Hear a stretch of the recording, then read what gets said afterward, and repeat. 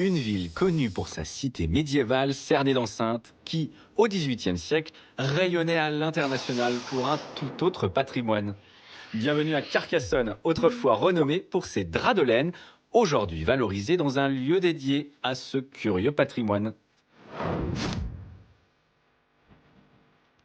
Alors ici, vous êtes dans la maison de la laine et du drap de Carcassonne, qui a été inaugurée en 2024. On met en valeur le drap de Carcassonne, l'épopée de l'industrie drapière.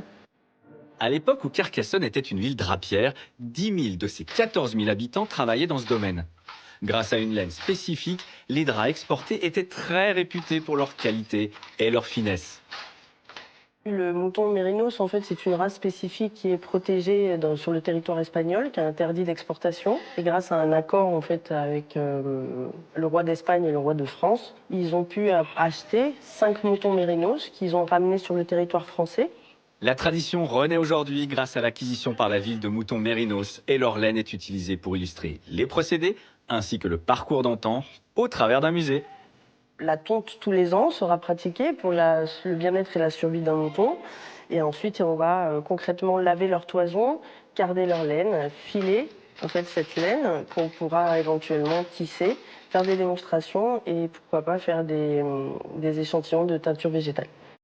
Ce savoir-faire qui a enrichi la ville est devenu un patrimoine ludique et authentique qui prône le circuit court.